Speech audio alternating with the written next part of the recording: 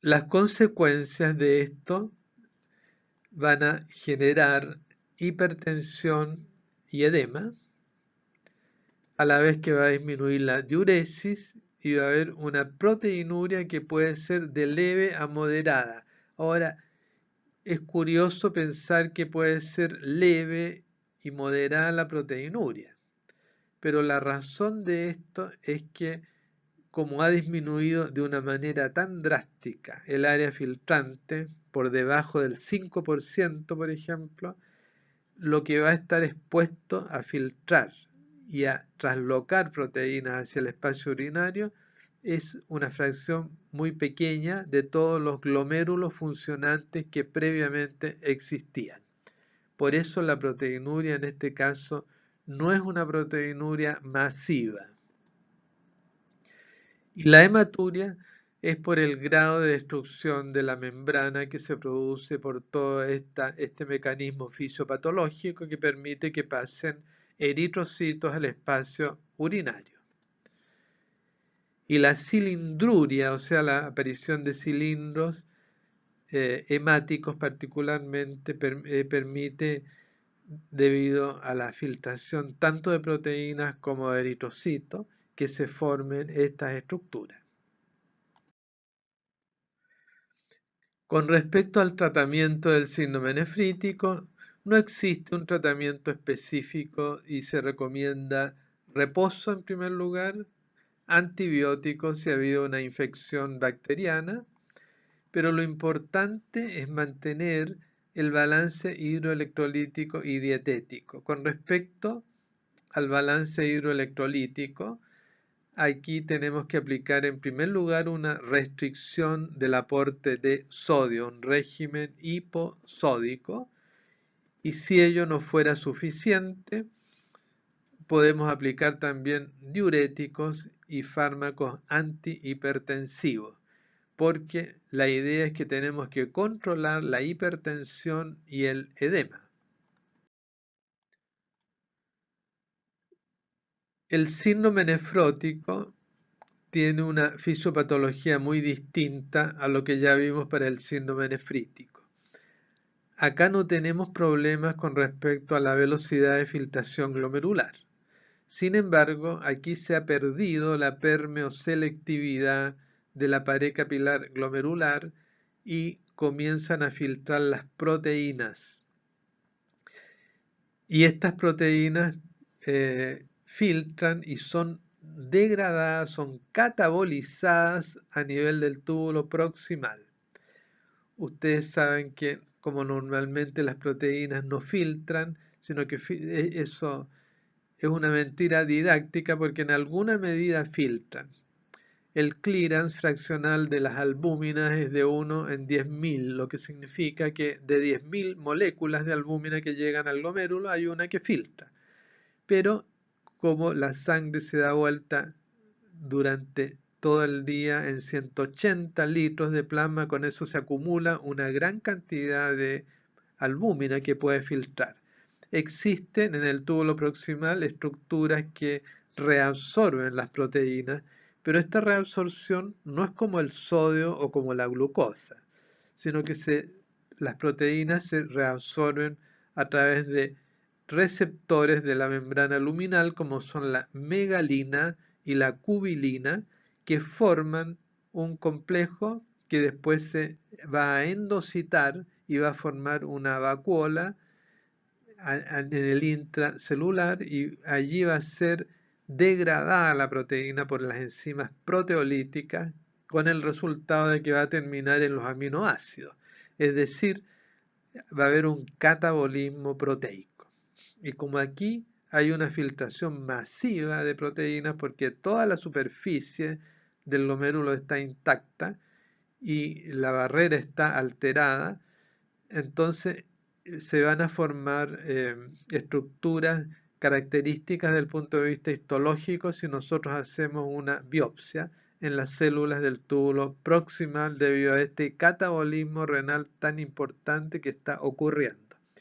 Y el resto de las proteínas se pierde por la orina, entendiéndose por proteinuria masiva cuando hay 3,5 gramos por día o más por 1,73 metros cuadrados de superficie corporal. Esto es importante estandarizarlo porque no es lo mismo en un niño que en un adulto. Se hace una regla de 3 para convertir la proteinuria en una proteinuria estandarizada de 3, para saber si es mayor a 3,5 gramos por 1,73 metros cuadrados. Esa es la llamada proteinuria masiva. Y como es una proteinuria masiva, va a provocar una caída de la presión oncótica en el plasma, por un lado. Y el hígado va a responder aumentando la síntesis de albúmina, pero junto con eso el hígado también va a aumentar la síntesis de otros lípidos y otras lipoproteínas como LDL, va a aumentar también la síntesis de colesterol, o sea, por responder a la disminución de la presión oncótica, el hígado va a comenzar a provocar una dislipidemia. Y esta dislipidemia también puede tener sus consecuencias. Con respecto al balance positivo de sodio y agua que aquí va a ocurrir, esto va a ser no debido a una falla en la filtración, como ocurría en el síndrome nefrítico, sino que como disminuyó la presión oncótica plasmática y cayó el volumen arterial efectivo, se desencadenan los mecanismos para reabsorber el sodio y el agua ávidamente.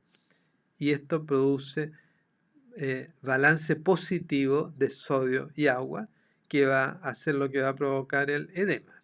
El edema va a ser un edema severo, generalizado, más bien anasarca, como se le denomina, edema generalizado. Y vamos a tener una hipoalbuminemia. Y en la orina vamos a tener una proteinuria y va a formarse una orina espumosa. Acá tenemos un glomérulo que puede manifestar una estructura perfectamente normal en el caso de un síndrome nefrótico, o sea, a la microscopía de luz nosotros no vamos a ver alteraciones importantes porque los glomérulos están conservados en cuanto a su funcionalidad, aunque su estructura fina está dañada. Si se hace un estudio de microscopía electrónica, ahí se va a ver el daño que hay en la membrana filtrante. Y esto puede obedecer a distintas causas. Por ejemplo, que se van a disminuir las cargas negativas que existen en las glicoproteínas de la membrana filtrante y eso favorecerá la filtración de las albúminas, porque las albúminas al pH plasmático fisiológico se encuentran cargadas negativamente. Entonces esas estructuras se repelen con las estructuras negativas de las proteínas de la barrera filtrante. Pero si estas cargas de la barrera desaparecen, la albúmina puede filtrar con mayor libertad y producir una proteinuria masiva, ya que dispone de toda la superficie filtrante del glomérulo. Entonces, la secuencia sería daño glomerular, aumento de la permeabilidad a las proteínas, proteinuria masiva de 3,5 gramos o más en 24 horas por 1,73 metros cuadrados. Esto se traduce luego en una hipoproteinemia que disminuye la presión oncótica del plasma y conduce a edema y también gatilla mecanismos compensatorios a nivel del hígado que llevan a producir una dislipidemia.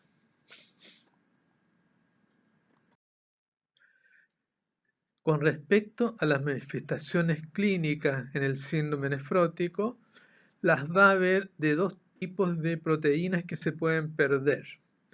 En primer lugar, lo que ya hemos visto de la disminución de la presión oncótica por pérdida de las proteínas séricas.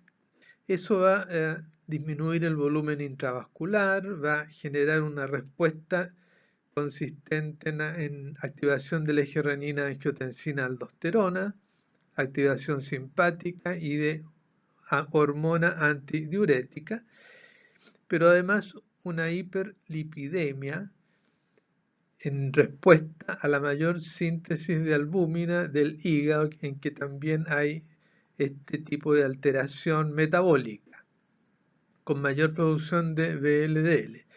Pero también va a haber una pérdida de ciertas proteínas que cumplen funciones específicas y que eso va a traer consecuencias. Por ejemplo, una pérdida de anticuerpos que van a dar un aumento de la susceptibilidad a las infecciones. Una pérdida de proteínas anticoagulantes como la antitrombina 3, que va a crear un estado de hipercoagulabilidad. También se va a perder el transportador de la vitamina D, con lo cual vamos a tener una deficiencia de su función. Y también el transportador de la hormona tiroidea. Ahora, con respecto a la hipercoagulabilidad, esto adquiere particular relevancia si se considera que además vamos a tener ateromatosis por la dislipidemia. Y eso nos ayuda a comprender por qué los pacientes con síndrome nefrótico tienen además una mayor incidencia de infarto agudo de miocardio.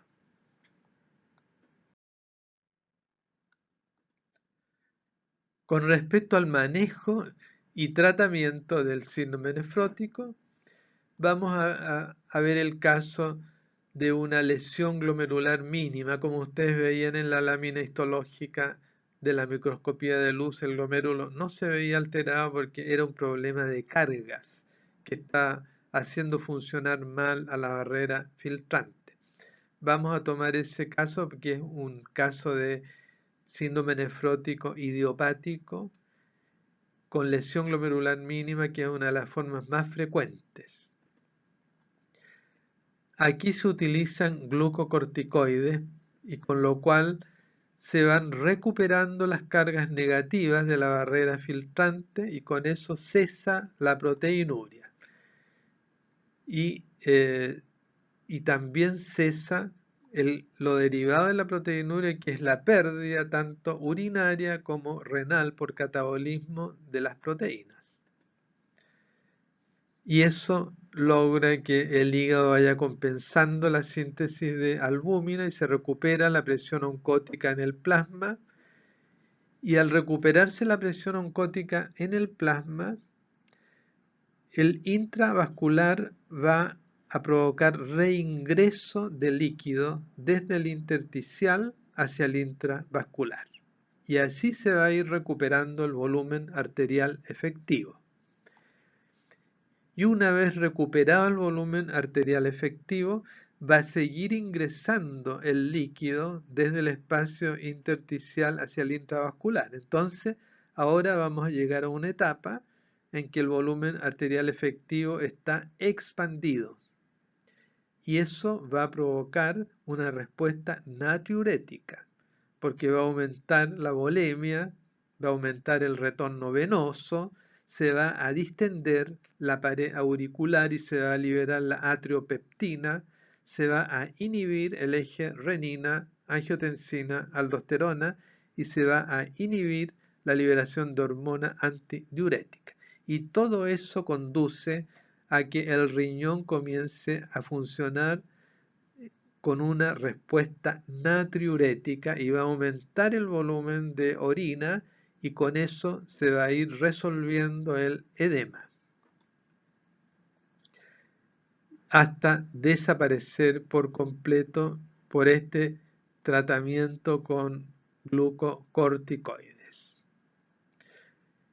Este tratamiento tiene una respuesta muy efectiva y en algunas ocasiones, en un porcentaje mínimo, puede reaparecer el síndrome nefrótico y se vuelve a aplicar el mismo tratamiento y funciona normalmente.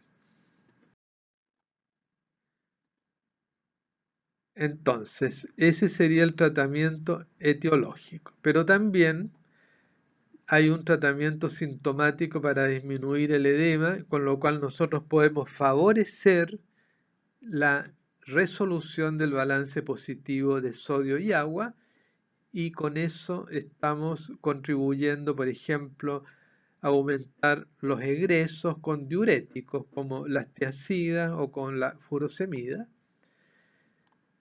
También hay tratamientos con el objeto de que vaya a disminuir el daño renal, la progresión de la enfermedad renal crónica, en el caso de que exista un factor etiológico identificable que está provocando el síndrome nefrótico. Por ejemplo, esto lo podemos lograr mediante los inhibidores de la enzima convertidora, como es el enalapril, los IECA. Podemos aplicar también bloqueadores de los receptores tipo 1 de angiotensina 2, los ARA2.